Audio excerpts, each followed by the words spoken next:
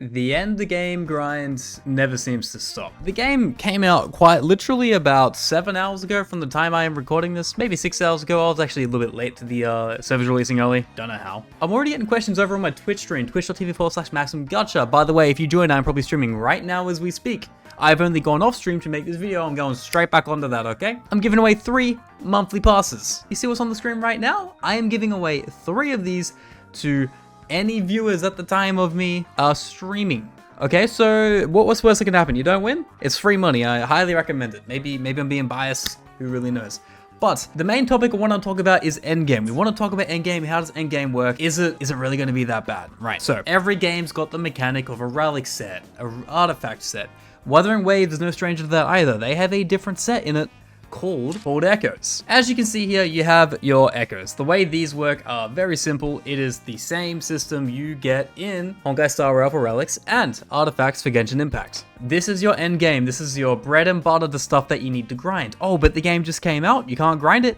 You're wrong. You are so wrong. So first things first, the way you want to grind this and make the most and min-max it to get towards the Tower Adversity as soon as humanly possible, because we're all here for the actual skill challenges, is by leveling your data bank. This matters more than you'll ever know, because every 5 increments, you can up your rarity level drop, as well as base drop rate and enhanced drop rate. Why does this matter? Well, because it's the same situation where you don't want to farm blues or purples, you want the golds and only the golds. As you can see at level 8, it also does go up, however, you do want a higher drop rate. So it's every 10 increments, you also get that increase in the base drop rate.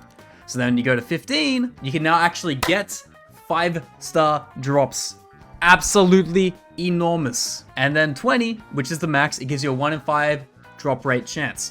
So when you get drop rate trigger and you actually get 5-star echoes, what happens next? Well, the system of leveling them up is a little bit weird, but more or less it's the same as every other game. You select the character, we go upgrade here, as you can see. Let me move my face cam really quick, and you level up the tunes. So a tune, just say, we go to 3, because that's the first one. We go to 3, just for the sake of the argument. I'll show you guys in the video.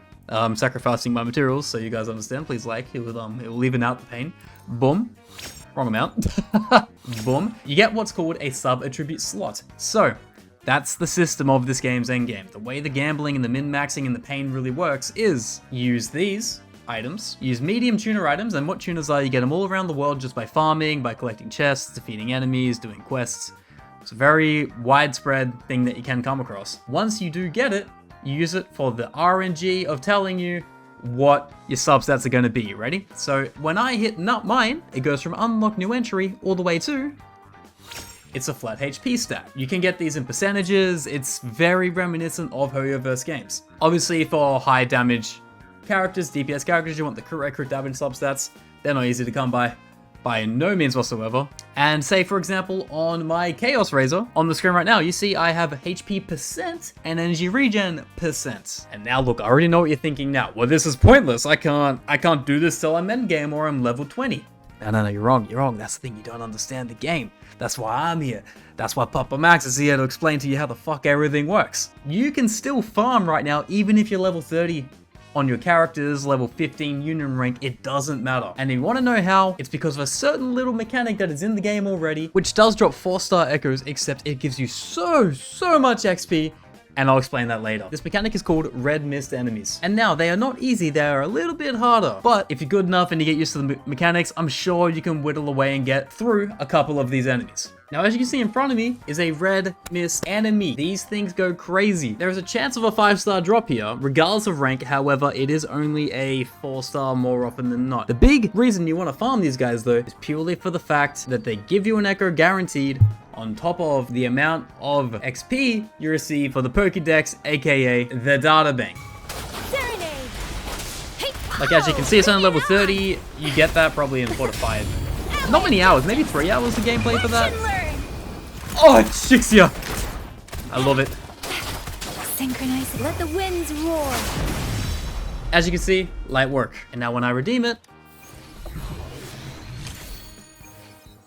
Get a pretty good 4-star from it. But yes, red mist enemies are very good for grinding to get lots of XP quickly. And also, if you just farm the world in general, you want to be getting new echoes as fast as humanly possible because that gives you the most XP. Every time you get a different species, you get extra XP. So as you can see, because it's not directly really tied to endgame, it definitely helps to level this as fast as humanly possible, because as soon as you get to that level 20, you can farm for stuff that's really going to change your account forever and help you beat tower adversity and all the crazy stuff. And I think it's probably a really good time to explain how exactly the ecosystem works here. So as you can see, when you get a roadie 2-star or 3-star or 4-star, you get an extra 5 XP. But there is something to that which will level you up 10 times faster, or not 10 times. Technically, when you get technical about it, it's 3 times faster. Level up your databank 3 times faster than normal is by killing all of these red mist enemies, because they are by default 4-star. So you claim the 2-star and the 3-star just for beating it. So every time you beat one, it is 45 XP. And as you can see from the Geohide Surian that I killed,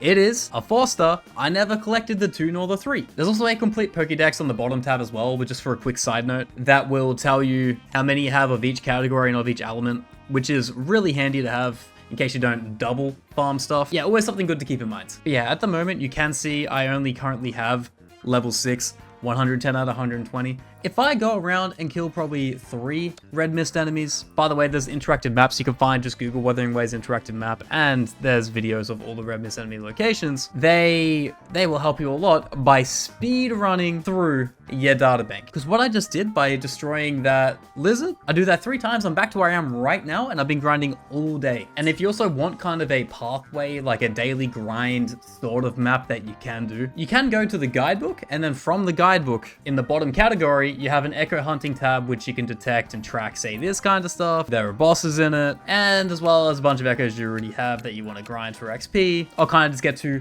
areas of. This is going to be a good way to get the higher level stuff if you are just getting unlucky and there isn't a red mist enemy of the current 4-star that you are farming, because by the time you get all of those, you should be in a pretty comfortable position, maybe like level 15-ish of the data bank, where it might just be down to a little bit of RNG and union level locking that you need to beat the game further on to get that kind of stuff sorted. But yeah, that's kind of been it, boys.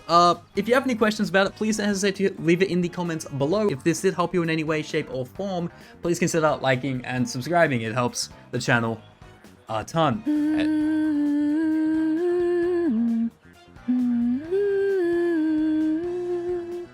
Okay, right. Anyway, if you are a new sub, thank you so much for joining. We had a few of you come in recently. It means the world to me to know that what I'm saying and these guides I'm making are somewhat helping someone down the line. So really good motivation to keep it going. But anyway, boys, by the time you're watching this again, I said I will be streaming. It will be true.